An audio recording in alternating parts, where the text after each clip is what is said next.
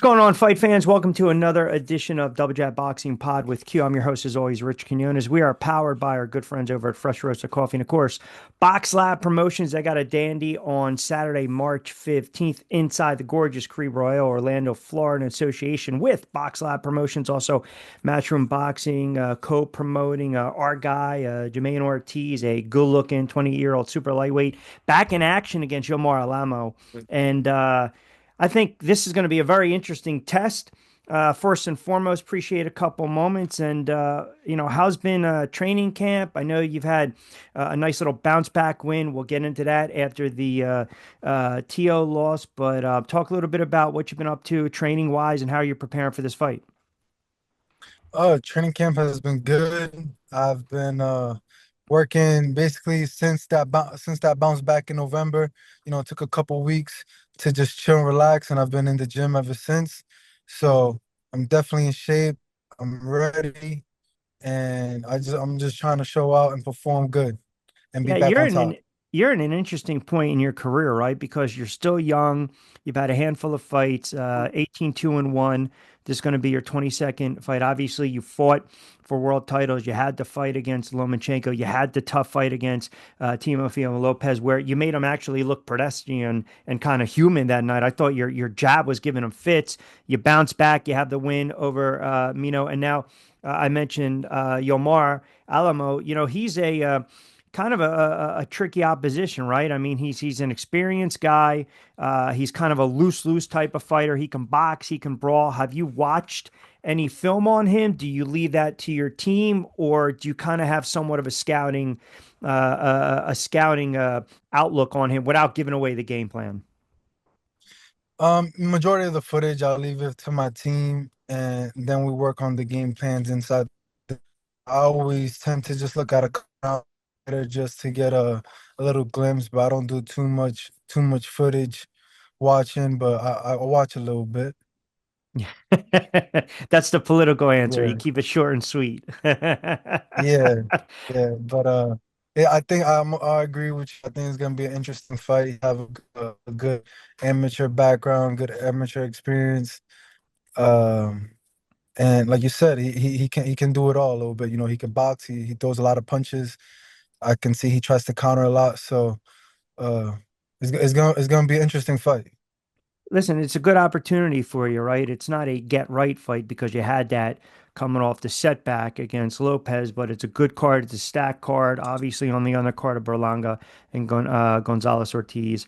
Uh, Listen, a lot of times I think when guys lose a tough fight, sometimes they actually win it. Like I really thought that fight against Tio was a lot closer than it was scored. And like I said, your jab kind of gave him fits. I mean, that's, kind of your strong suit, right? We know the jab's going to create the distance, but cut down the distance and get that offense going. And I just look at this fight coming up where I think if you keep this fight in the center of the ring, you should be able to just peck them apart and win on the scorecards. With that being said, do you believe that you not only need to win this fight, but really look good in winning the fight? Or if it's a solid outcome, you get your rounds in, you get the W, you're going to be content with that. I'm not content with that anymore. I've been on the that side of just winning, then looking good and not getting decision and not going my way. So I'm looking for an impressive win. I'm looking to dominate. I think that's the only way to be on top. Winning just, builds up your record, but dominating is where you become on top of the sport. And that's what I'm looking to do is to become on top of the sport. And the only way you do that is by dominating. Listen, I can't argue that point. Jamaine Ortiz, good looking super lightweight, joining us. He's got a big fight coming up March 15th, as I mentioned, inside the gorgeous Caribe Royale, Orlando, Florida, in association with Box Lab Promotions. He'll battle Yomar Alamo over, I believe it's 10 rounds. Good undercard. That'll headline, obviously, the Berlanga and Gonzalez Ortiz. This is Double Jab Boxing Pod. Rich Quinones here. Yeah, I always look at it like this, right? If you can get the guy out of there, I mean, I guess early on in your career, when you're partaking in four rounders, then you're jumping to six rounders, and then people are getting ready to, rip the prospect label off you. And then maybe you're going against a gatekeeper, a guy that's had 15, 20 fights. I know for me, when I'm broadcasting those types of fights, I say to myself, well, look, I'm about to rip the prospect label off of him and say, all right, he's going to be a contender and a player now if he can get this guy out of here late. Is that kind of your approach, as you mentioned, like going forward in your career? Look, if I can get this guy out of here in the third, fourth, but hell, if I get him out of there the sixth or seventh and I work the body and I work him over, that to me is a more impressive win than maybe trying to get him out of there in the first or second. Yeah, I would agree. At the end of the day, we want entertaining fights. If we get them out in the first or second, uh, the phrase "we don't get paid for overtime" is great, but TV likes a good fight as well. Sure. So I think lasting them sixth to the seventh rounds, as you say, work them down on the body and really strategically work on. I mean, strategically break down the body and beat your opponent in that smart way. I think everybody appreciates it. The Right. fans, the TV, everybody really appreciates that versus just getting them out of there in 2 rounds.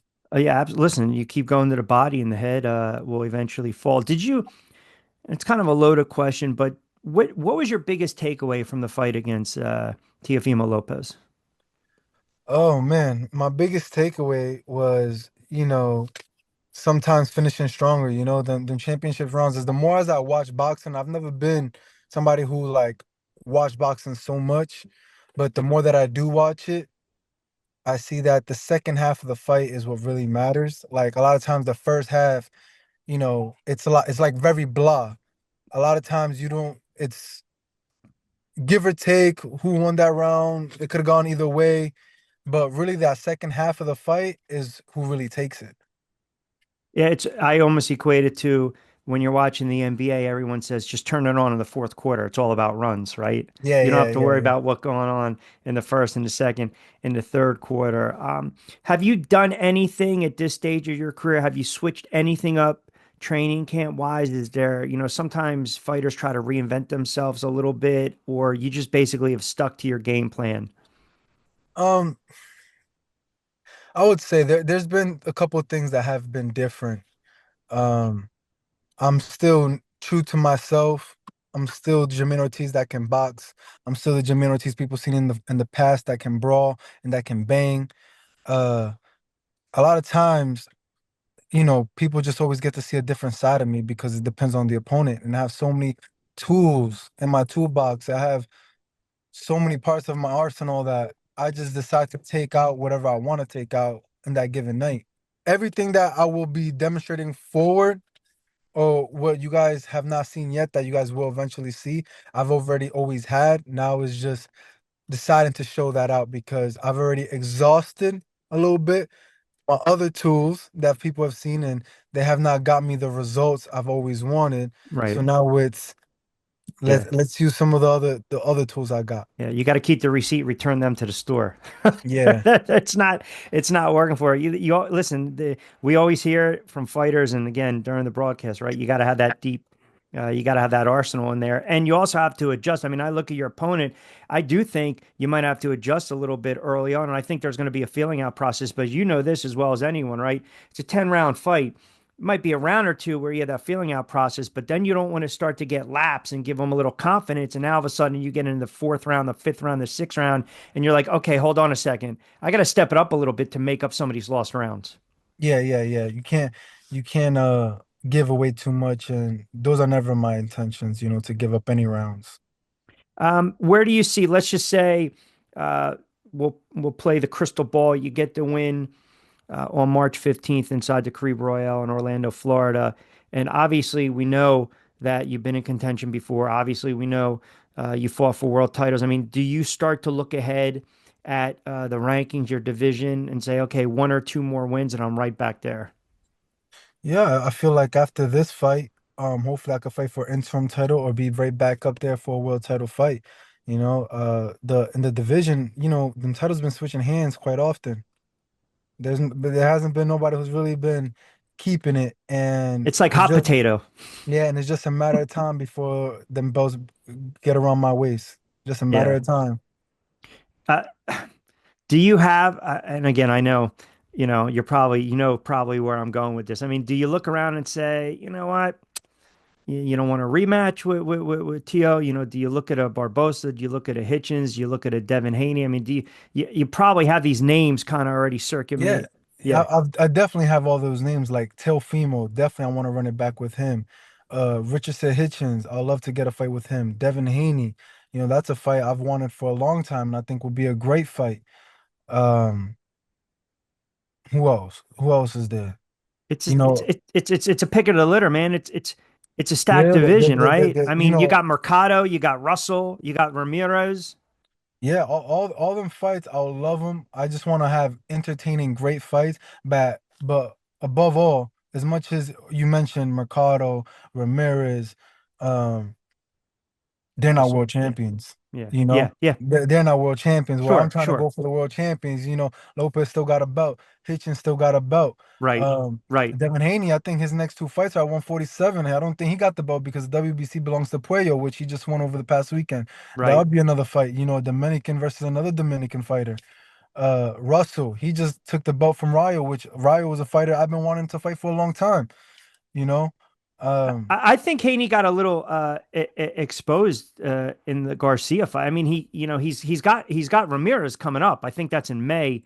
Um, uh, but I think he got a little. I think sometimes these guys, man, they buy into their press clippings a little too much, and then maybe they're a little lapsed or they spend too much time on social and they're not 100% focused. But I mean, we've seen some guys get exposed a little bit, and then we've also seen some guys in different weight classes. Like I'm a fan of Shakur Stevenson, and for some reason people just constantly hate on this kid because maybe he doesn't engage as much. But the whole point is not to get hit, yeah, right? So yeah. but sometimes you look at some of these guys and you're like, oh hey man, they're vulnerable. They got some weaknesses that maybe I can exploit. Well, we're all human. Yeah, of We all got some form of weakness. course. The problem is, and especially in this sport, this gladiator sport, is to show that you have no weakness. Right. To make it seem and that's why undefeated records matter so much sometimes to the media and to the press and to the fans because you have to seem invincible. But we all have some form of weakness. You have to be so good that you can't show that you have a weakness. And once you have that, you show that, then you start to seem invincible, and then people see that you can be beat. But the whole purpose of marketing and media and dominating is to show that you can't be beat. And no matter what weaknesses or vulnerabilities you have, is that your dominating power or supersedes that. Yeah. I think a lot of it though, and it's just the way the sport is right now. The influx of social media and these fighters getting on and trash talking, and whether they're avoiding not or playing the blame game, or they're running through the networks. They can't get the fight. They don't like the split. I mean, back in the day, man, guys are fighting guys. I mean, that's just how it was 20 plus 25 years ago. Maybe I'm too old school in that regard, but I want to see the best fight the best. And if you put forth a good effort and lose the fight, I don't think one or two losses in a fighter's career, you write them off. I just that's the one thing I've always argued. People look at a fighter that gets knocked down or get knocked out, and then what happens, right? They get released out of their contract from their Yeah, promotional team. You know, they got to go down, they got to come right back up. They're a yeah, gatekeeper, they're a journeyman, they got to rip off wins. yeah. But I don't know, man. I don't agree with that either. But you know what? I think Turkey Alashek is changing that in that changing the sport in that regard where he's paying the big bucks for the big fights to happen. Sure, yeah, And it's just a matter of time where we just see the fights that we want happen. right, right. And some of them have been happening, some of the big fights have been Oh, well, happening. let's be honest. Listen, if someone comes to you tomorrow and says, we want you to fight in Saudi, and they're, what are you going to say? No? Of course not. Of course not.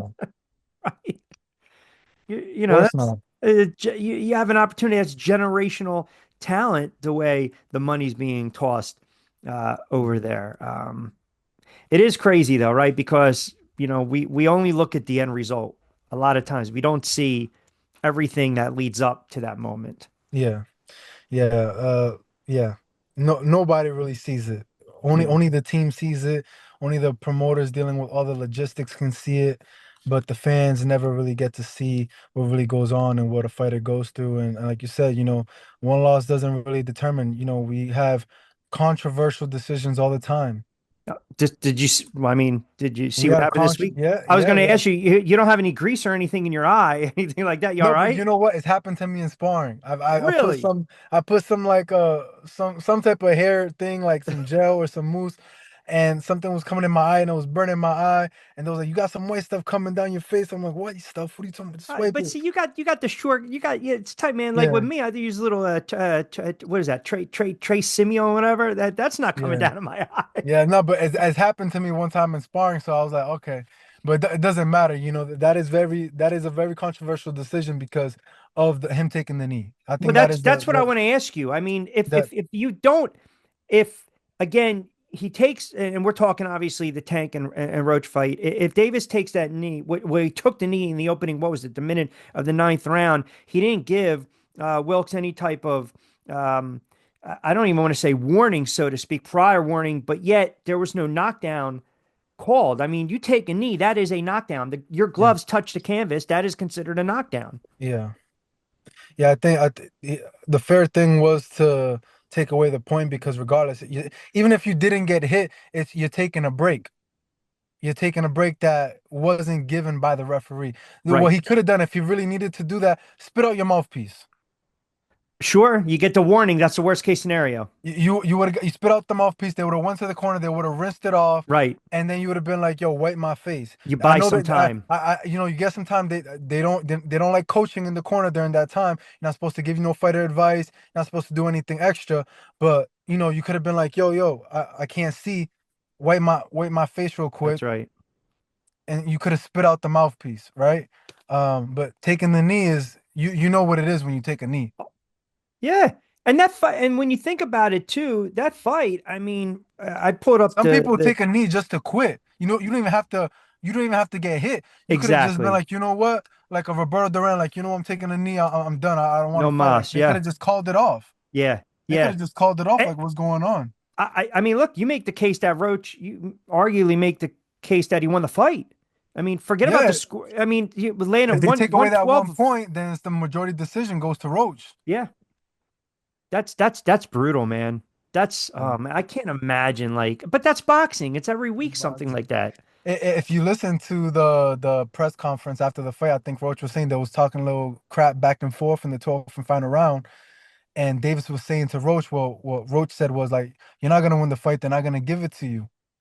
You know, so he's probably going in like a little spoiled in the sense like, "I'm the favorite. I'm the star. No matter how good you think you're doing, they're not gonna give it to you." Yeah, I mean, I know the latest is the New York Athletic Commission. They're taking a deeper look into it, and again, you just brought it up, right? When you're voluntarily taking a knee, which would have been scored the knockdown, and Steve Willis started the mandatory 10 count. Like that's the bizarre thing, and then okay, go to your corner, wipe your face by the coaches, and here we go. And I mean, I don't know what are we going to sit here now? This is an NC. They're going to rule it a no contest.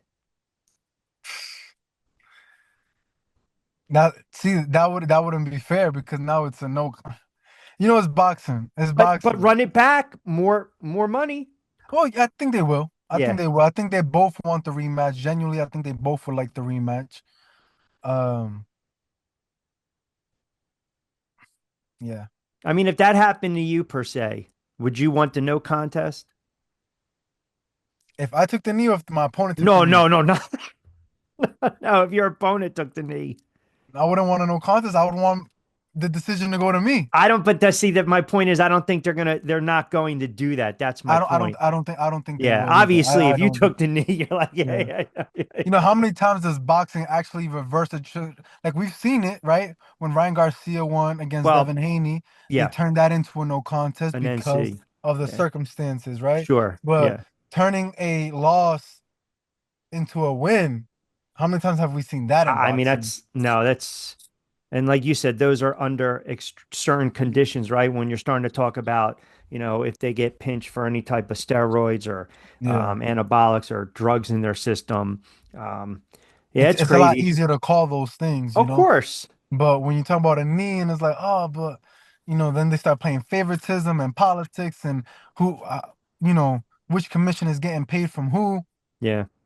It's a bad lapse by the ref, and like I said, I mean, I never even thought of the spin out the mouth guard until you brought it up because that basically could have just covered all tracks Yeah. as opposed to just acting like you're getting ready to take a little prayer. All right, what can we expect to you from you on March 15th? What are we looking at here? Oh man, nothing but a dominating performance. I'm here to dominate. I'm here to I'm here to eat my food. I'm here to uh chew it up, spit it out, and let the division know I'm doing the same to everybody else that steps in the ring with me. You think you'll be able to get him out of there if the opportunity presents himself early? If the opportunity presents itself, that's what's gonna happen. All right, listen, I appreciate the time. If you want to just push social media where everyone can just kind of give you a follow Yeah. along and whatnot. Everybody can follow me on Instagram, Jamaine Ortiz, Twitter, Jamaine Ortiz with a R, Jamaine Ortiz R.